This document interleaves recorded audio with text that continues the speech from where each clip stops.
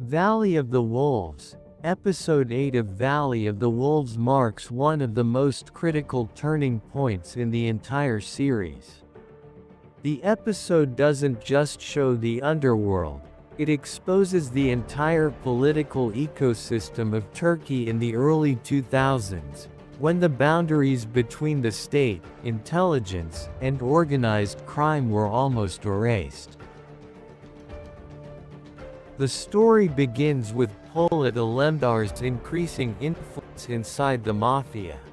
After proving his strength and loyalty in previous episodes, he now sits at the same table as the old criminal elite, men who, beneath their codes of honor and tradition, represent the corrupted power structure of the country. Each conversation in this episode reflects not only mafia politics but the real struggles within the Turkish deep state, where loyalty often replaces law. The episode also deepens Polat's inner conflict. He is caught between his role as an undercover agent serving the state and his growing awareness that the very state he serves might be controlled by the same forces he's fighting against.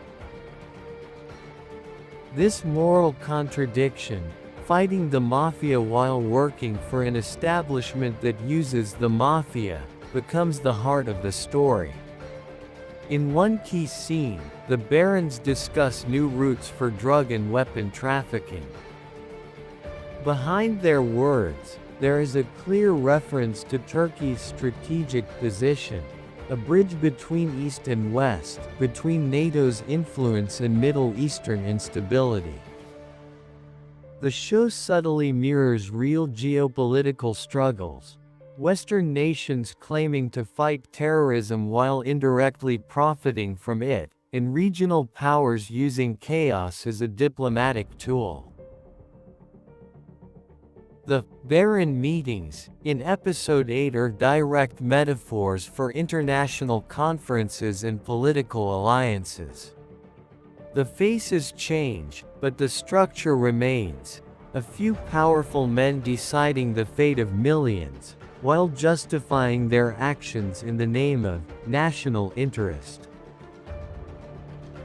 Polat's silence throughout much of the episode is symbolic. His lack of reaction, his analytical stare, all show that he is beginning to see the system for what it truly is. Power here is not about justice, it's about control.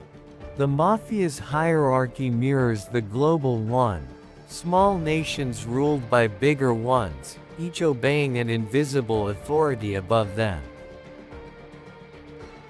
At the same time, Episode 8 indirectly comments on Turkey's internal politics during the early 2000s. The tension between secular elites and the emerging new power class, the influence of the West in shaping Turkish policy, and the constant negotiation between independence and dependence.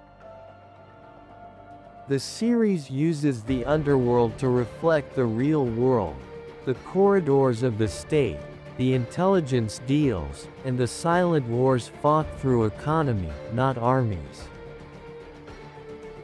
By the end of the episode, Polat begins to understand that true enemies are never the ones holding guns. They are the ones writing the laws, creating the systems, and defining who is a terrorist or a hero.